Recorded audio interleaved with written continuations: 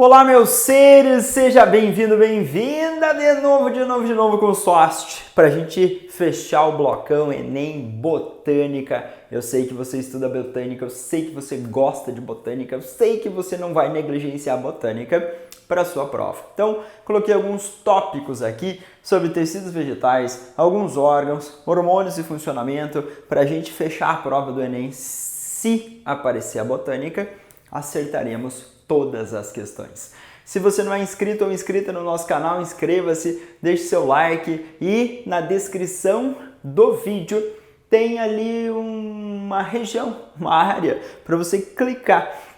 Tem um destaque ali, material. Clica ali, baixe o PDF, pratique os testes, faça as anotações do SOST aí, seu cérebro vai curtir para que a gente consiga fixar essas informações e aí você fazer uma excelente prova do Exame Nacional do Ensino Médio. Ok? Bem-vindo, bem-vinda do fundo do meu coração do SOST para essa aula de botânica.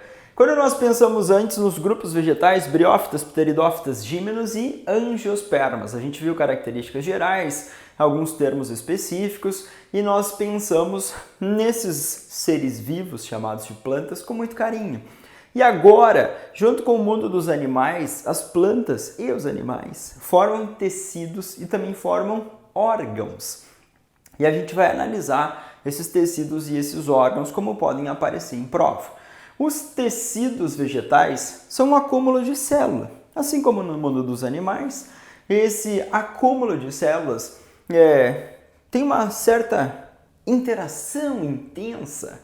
E nessa interação intensa eles vão se organizar para a execução de funções. Nós temos tecidos vegetais chamados de meristemáticos, meristemas ou tecidos embrionários. E esses todos aqui são tecidos chamados de adultos ou permanentes. Adultos ou permanentes. Por ação dos meristemas, nós veremos os meristemas, como esses tecidos embrionários, tem uma capacidade mitótica intensa de divisão. Meris é para ser crescer ou em divisão. E aí, com esse crescimento, com essa divisão, a partir dos meristemas, irão se formar os tecidos adultos ou permanentes. Dá uma olhadinha ali embaixo, na minha obra-prima, no meu desenho, que não imita a realidade, mas uma pontinha da raiz e uma pontinha do caule. Na pontinha do caule, ou extremidade do caule, extremidade da raiz. Esses são meristemas chamados de apicais. Estão no ápice, estão na pontinha. Também são chamados de meristemas primários, porque eles surgem diretamente das células do embrião, a massinha de célula diploide, que está lá no interior da semente, nas plantas que formam sementes. Quem são? Gímenos e angiospermas. E aí a gente vai ver essas células em constante divisão. O meristema primário e o meristema secundário. O primário ele vai aparecer no ápice de caule e ápice de raiz. Então são meristemas chamados de apicais. Eles aparecem e eles, nessa divisão mitótica, constante divisão, vão formar novas células, vão promover crescimento. Então nós falamos que aqui o crescimento apical é em comprimento, para cá, para cá. Então esse meristema em constante divisão primário surgiu diretamente das células do embrião, está em multiplicação nas extremidades, extremidades de caule, raízes, de galhos e ramos. E aí ele faz crescer em comprimento. Nas gímenos e nas dicotiledôneas, gimnospermas e dicotiledôneas, que é uma parte do grupo das angiospermas, nós vemos a formação de meristemas secundários. O meristema secundário vai surgir na base do caule, base da raiz, regiões mais velhas e vai promover o crescimento assim, um crescimento lateralizado ou um crescimento em espessura. Então, primeiro você tem o crescimento em comprimento, na região apical, e aí gimnospermas e dicotiledôneas ou eudicotiledôneas, grande parte delas, a gente vai ver esse crescimento em espessura promovido pelos meristemas secundários.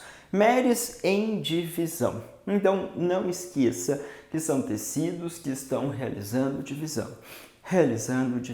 Meristemas primários surgiram primeiramente das células embrionárias. Os secundários surgem depois.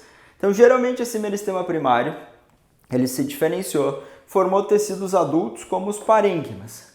E algumas células dos parênquimas vão readquirir a capacidade de divisão. Vai ficar a célulazinha no tecido ali de boa e tal. E de repente começa a dividir novamente. Quando ela faz isso, aí a gente tem um meristema secundário.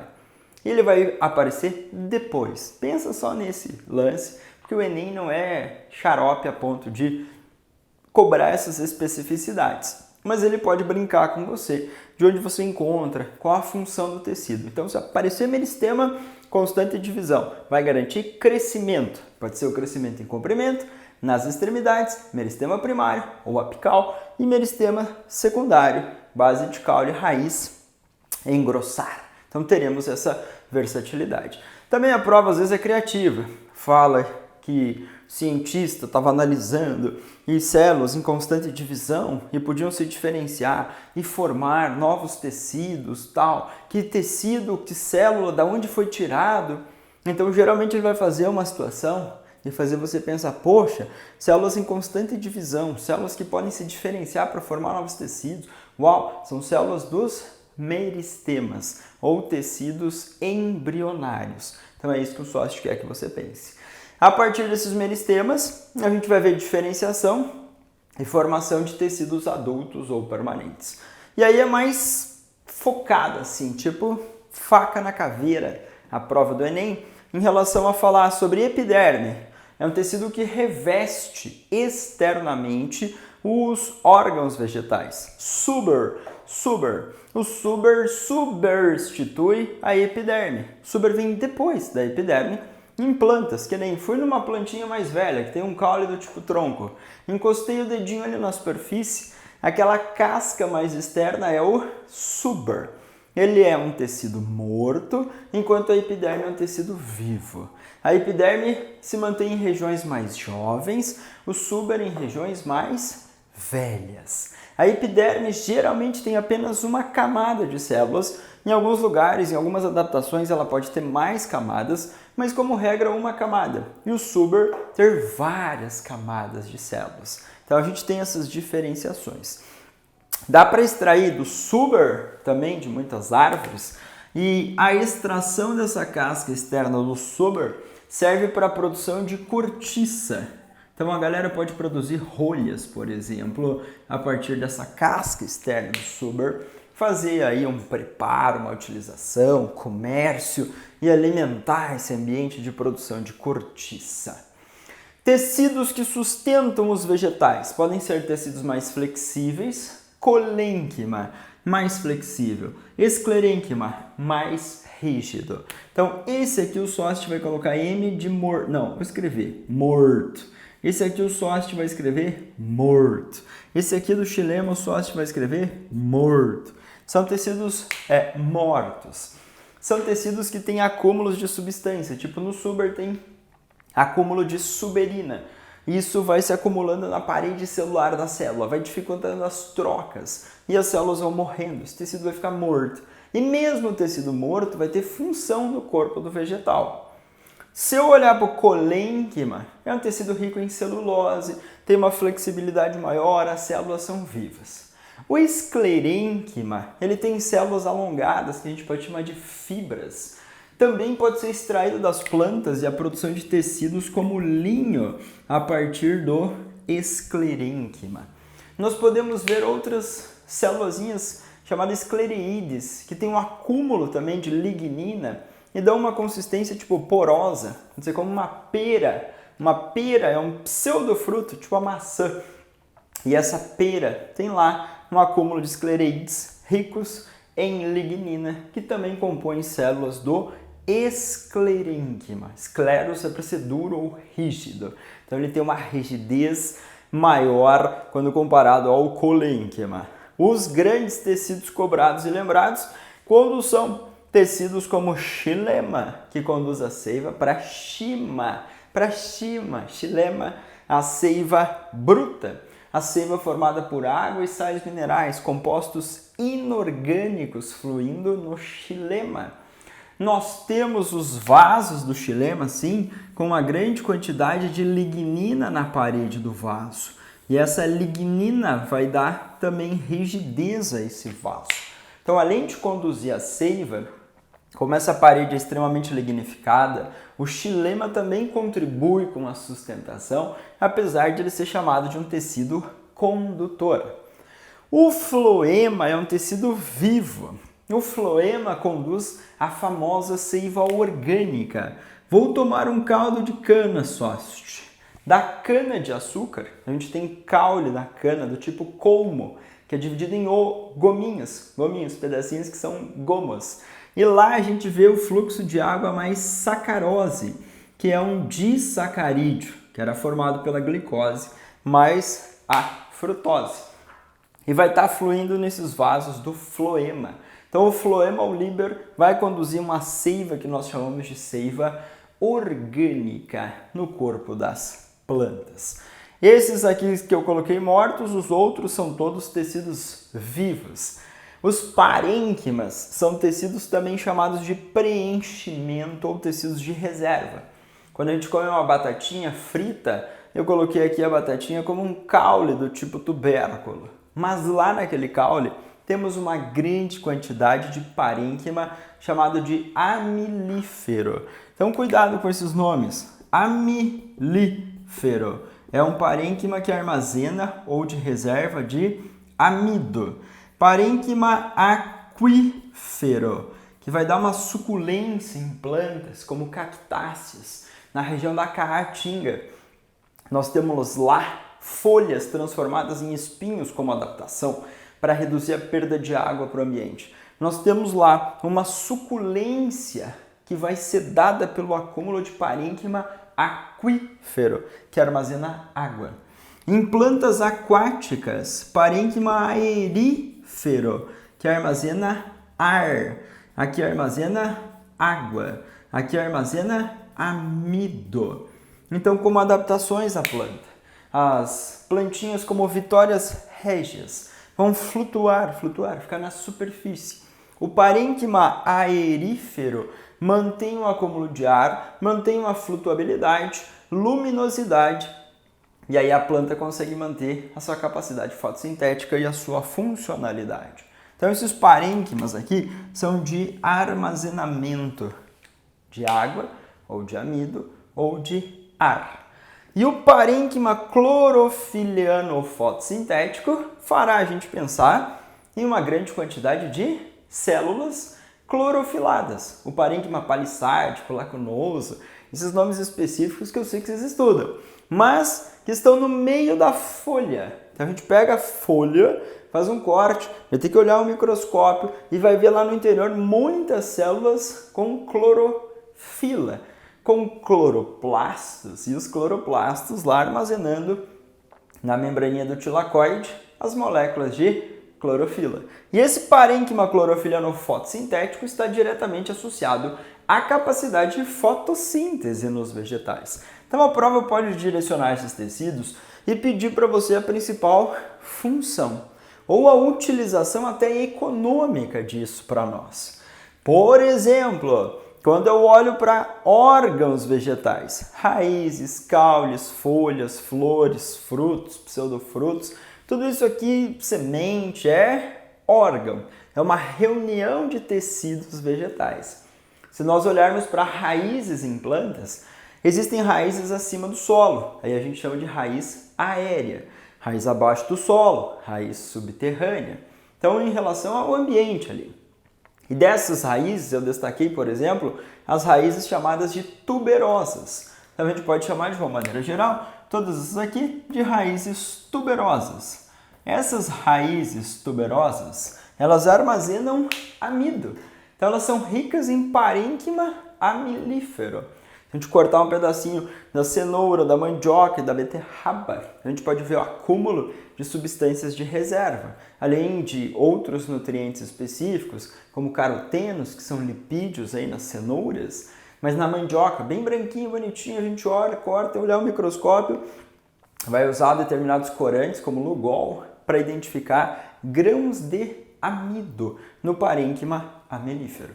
As raízes, elas dão suporte, sustentação. Tem uma regiãozinha chamada zona pilífera, que é o local de absorção de água, absorção de sais minerais. Muitas plantas necessitam do famoso NPK, nitrogênio, fósforo e potássio, que são considerados macronutrientes, nutrientes que a planta necessita em grande quantidade. NPK, nitrogênio, fósforo e potássio. Então a zona pilífera da raiz contém pelos, que são modificações da epiderme, vão aumentar a área de contato com o solo. Os sais minerais serão jogados para dentro das células, transportados para o interior através de transporte ativo. Vai ter uma concentração maior de sais aqui e a água entra por osmose, o movimento de água do meio hipo para o hiper. E aí a gente vê a formação dessa seiva bruta, água e sais minerais. As raízes também armazenam substâncias, as raízes produzem também mensageiros químicos ou alguns hormônios vegetais, elas têm múltiplas funções. O Enem vai focar ou na absorção, zona pilífera, ou no que a gente consome. Ah, mas ele foi específico falar que eu comi cenoura, mandioca, uma raiz tuberosa que tem grande quantidade de parênquima amilífero. Então eu quero que você vá fazendo essas associações. Nós humanos extraímos muita madeira do grande corpo do vegetal, de um caule chamado de tronco. Esse xilema que está aqui, popularmente, ele vai formar o que a gente chama de madeira. Então, o xilema ele vai ser diferenciado no interior do tronco, por exemplo, de uma árvore. Uma parte que mantém a condução da seiva, que nós chamamos de alburno. Uma parte mais central, que não conduz mais seiva, que nós chamamos de cerne. E essa região do cerne, ela muitas vezes é bem extraída para a indústria moveleira, para a produção de móveis, para a produção de casas, para os nossos utensílios de madeira. Então muitas plantas têm um cerne muito valioso, uma região centralizada em que os vasos condutores não conduzem mais seiva, tem um acúmulo de substância e mantém uma rigidez muito grande no tronco da árvore. E aquela madeira tem um valor assim muito legal e interessante. E aí, se a prova questionar você, alburno e cerne são regiões, tronco da árvore, mas formados por xilema ou lenho, o vaso condutor da seiva bruta. O alburno é mais externo, mantém a condução, o cerne é mais interno e não mantém condução de seiva, mas tem essa importância aí na extração e a gente usar para a produção de móveis, por exemplo, entre outras funções. Se eu olhar para tubérculos, tubérculo é um caule subterrâneo, bulbo é um caule subterrâneo. Você vai falar, ô Sochi, caule subterrâneo? Eu vou falar, sim. Tem caules que nós vamos chamar de aéreos, porque ficarão acima do solo, caules subterrâneos, porque ficarão abaixo do solo. Tubérculos, como a batatinha, ela apresenta gemas laterais. Batatinha, quando nasce, espalha a rama pelo chão. Lá você tem um acúmulo de meristema, e esse acúmulo de meristema forma gema, e as células se multiplicam e pode formar ramos, galinhas. Mas batatinha é um caule do tipo tubérculo. Cebola tem um monte de folha modificada ali que nós chamamos de catáfilo. E essas folhas modificadas armazenam nutrientes. Então a gente vai pensar na cebola, na batatinha como ingredientes que nós consumimos ou temos acesso para consumo alimentar. E eles são órgãos vegetais chamados de caules. Cuidado que a prova vai falar que eles são legumes. A cebola é um legume, a batatinha é um legume, a mandioca é um legume. Nada a ver, nada a ver, nada a ver. Você tem que olhar com esse olhar crítico botânico e até o dia da prova manter essa organização de classificação, beleza? Para não ser surpreendido e não perder questões em prova. Folha. A folha é um órgão vegetal muito marcante. A folha tem uma estrutura de fixação que é a bainha, tem essa haste comprida que é o pecíolo, a partezinha verde que é o limbo, e ali dentro do limbo, porção do pecíolo vai ter os vasos condutores, tem uma nervura principal, daí surgem as nervuras secundárias, é em forma de lâmina essa folha, tem muito parênquima, palissádico, lacunoso, que formam o meio da folha chamado de mesófilo, entre a epiderme superior e a epiderme inferior, como se fosse um sanduíche. Tem epiderme em cima, tem epiderme embaixo e no meio as células do parênquima para a realização da fotossíntese. Quando eu coloco aqui transpiração e quando eu coloco trocas gasosas, por gentileza, isso vai ser essencial para a sobrevivência da planta. Estômago parece uma boquinha. Eu vou falar para vocês, olha, o estômago é formado pelas famosas células guarda. E essas células guarda, elas conseguem manter troca com células ao redor delas, células anexas ou subsidiárias. Se a célula guarda ganha muita água, ela vai ficar túrgida e vai abrir esse orifício aqui, esse buraquinho, chamado de ostíolo. Isso é essencial para que as plantas consigam absorver o CO2. E o CO2, ou gás carbônico, ele vai entrar lá na fase escura da fotossíntese. Então a planta abre o estômago, esse buraquinho aqui, esse orifício chamado de ostíolo, para captar o CO2. Quando está aberto esse ostíolo e a planta está fazendo fotossíntese, sai oxigênio. Da quebra da molécula de água, por favor. Quebrou a molécula de água, liberou o oxigênio. O hidrogênio e o gás carbônico, eles vão lá para a fase escura, para a produção dos compostos orgânicos. Quando está aberto esse ostíolo, também sai água, blu, blu, blu, blu, blu, blu, na forma de vapor. Então esse vapor de água sai, e isso a gente vai chamar de transpiração. E aí a galera que estudou botânica na sua fisiologia das plantinhas, percebeu que o que as plantas perdem aqui em cima na transpiração pelas folhas, está perdendo água lá em cima. Está transpirando na folha. É proporcional ao que absorve aqui embaixo, na raiz. Então está perdendo muita água lá em cima para o ambiente, na transpiração. Isso permite uma absorção intensa, teoricamente, que a planta faz em relação ao seu ambiente. E aí a gente vai criar uma corrente contínua de água. Perde lá em cima por transpiração, absorve embaixo, na zona pilífera da raiz, vai para o xilema, sobe e vai perdendo lá em cima. Isso faz com que a planta crie esse ciclo maravilhoso de absorver, conduzir e perder água em cima na transpiração. Então, um dos principais aí, fenômenos para que a planta mantenha esse fluxo constante de água no seu corpinho de planta. As trocas gasosas, a prova pode falar em fotossíntese e respiração aeróbica. As células vegetais têm cloroplastos. Os cloroplastos realizam a fotossíntese. Tem mitocôndrias. As mitocôndrias realizam a respiração celular aeróbica para a plantinha obter ATP e manter as suas atividades. Então, por favor, essa conexão. Pseudofruto. Geralmente, frutos verdadeiros surgem do ovário fecundado e desenvolvido da flor. Se o ovário fecundado e desenvolvido da flor hipertrofia, tipo, aumenta seu volume, aumenta a quantidade de células, aumenta a reserva, vai formar um fruto.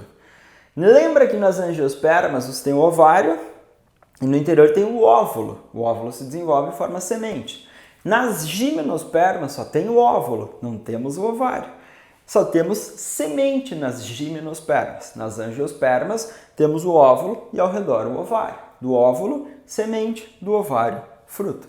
Mas o pseudofruto é quando geralmente você tem um acúmulo de substâncias, a hipertrofia, o aumento do volume das células com reservas nutritivas de outras regiões da estrutura da flor que não é o ovário. Então aí a gente vai chamar de pseudofruto. A prova não vai encher o seu saco. Mas nós temos pseudofrutos como a maçã, o morango e o abacaxi. Essas estruturas se desenvolvem, vêm de outras regiões que não obrigatoriamente o ovário único da flor. Armazenam grande quantidade de substâncias de reserva nós humanos somos atraídos, consumimos esses determinados pseudofrutos. Não esqueça que daí teremos frutos verdadeiros, que vêm do ovário fecundado e desenvolvido. Bagas e drupas são tipos de frutos chamados de carnosos, que têm uma suculência, uma grande quantidade de água, substâncias ali no interior que dão esse aspecto suculento. Nas bagas temos muitas sementes dispersas na região do mesocarpo, na parte do meio. E aí você tem melancia, tomate, melão, várias sementinhas dispersas. Drupas, temos um caroço, uma estrutura dura no interior. Azeitona, manga, tentei dizer uma manga aqui, o carocinho dela, em toda a sua estrutura. Agora nós temos frutos chamados de legume. Então, legume ou vagem é uma estrutura alongada, comprida, que tem várias sementes no seu interior. E aí a gente direciona o termo legume para um tipo de fruto. Então, o tomate não é um legume, apesar de ser um fruto. A cenoura não é legume, não é fruto, é uma raiz. A cebola não é legume, porque é um caule.